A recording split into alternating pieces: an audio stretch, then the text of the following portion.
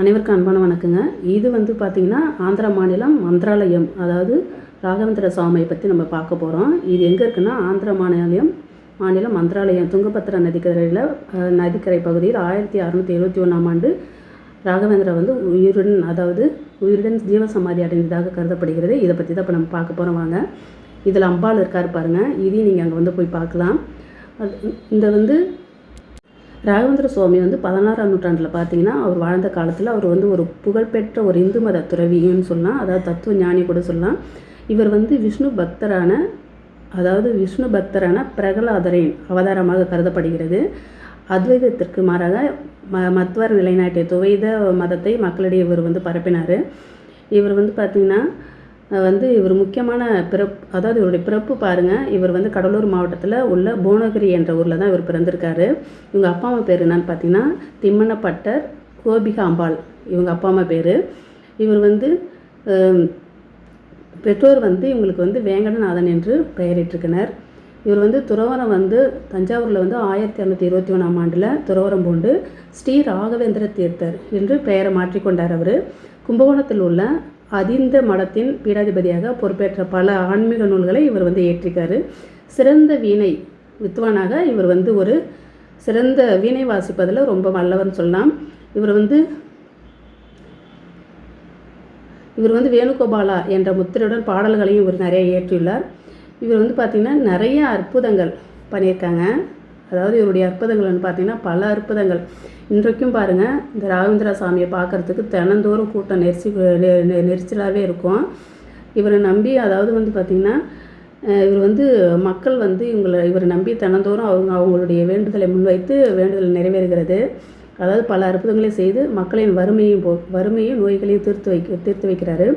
இவர் வந்து ராகவேந்திர சுவாமி வந்து தனது வாழ்நாளில் கூட அதே சமயத்தில் வந்து தாம் சமாதி அடைந்த பிறகும் அவர் வந்து எண்ணற்ற அற்புதங்களை நிகழ்த்தியிருக்கிறாரு.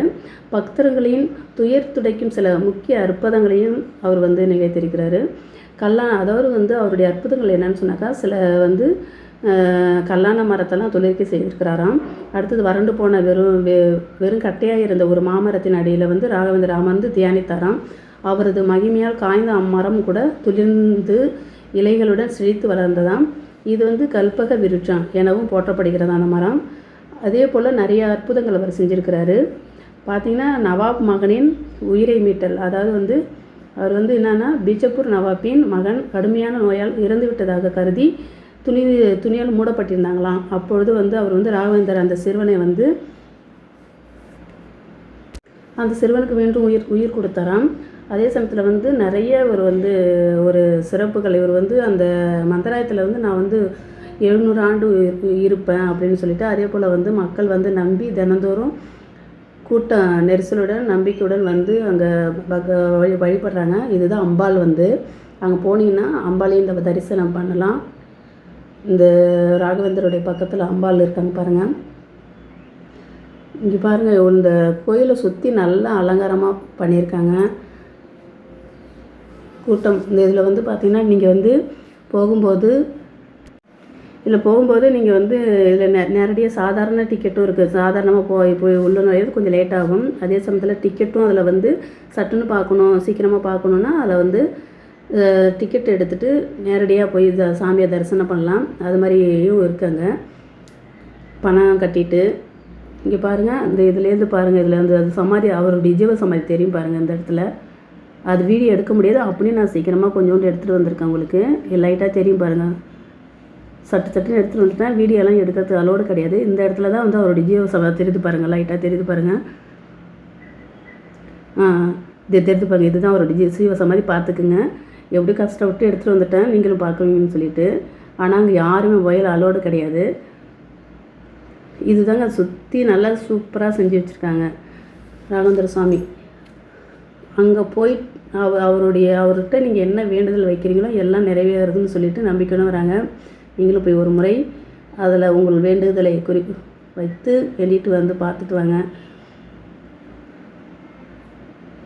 சுற்றி எவ்வளோ அலங்காரமாக பண்ணியிருக்காங்க பாருங்கள்.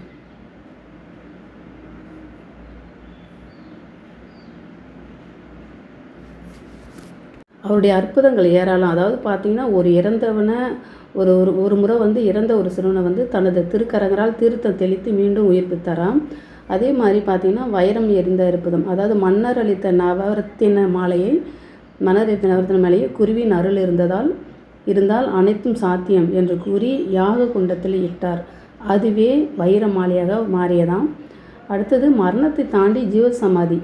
பிருந்தாவனத்தில் வந்து அமர்ந்தபடியே பக்தர்களின் இன்னல்களை களைந்து இன்றும் அருள் வழங்கி வருகிறார் ராகவேந்திர சுவாமிகள். இவருடைய மகிமை வந்து ஏராளமான மகிமைகள் இருக்குது, உண்மை சம்பவங்களும் இருக்குது. அதனால தான் நம்பி வந்து பக்தர்கள் தினந்தோறும் குவிந்து கொண்டு இருக்கின்றனர். எல்லா நாளும் அங்கே வந்து மக்கள் வந்து அதிகப்படியாக இருக்கும் அந்த கோயிலில். இந்த குரு ராகவேந்திரர் வந்து முன்னாடி இருந்த அவதாரம் என்னென்னா, அவர் வந்து பார்த்திங்கன்னா அதாவது சங்கு கர்ணன் என்ற தேவன் வந்து நாள்தோறும் பிரம்மதேவருக்கு மலர்கள் பறித்து செல்ல பூலோகம் வருவது வழக்கமாக. அப்போது ஒரு நாள் அந்த மலர்களின் அழகில் இழைத்து இந்த பூ உலகில் பிறக்க வேண்டும் என்று தன் மனத்தில் நினைத்ததை பிரம்மதேவர் அவரை பூ உலகில் அரக்கர்வேந்தன் என்ற இரணிய கசுபிவன் மகன் பிரகலானந்தாய் பிறக்கும் வரமளித்தாராம்.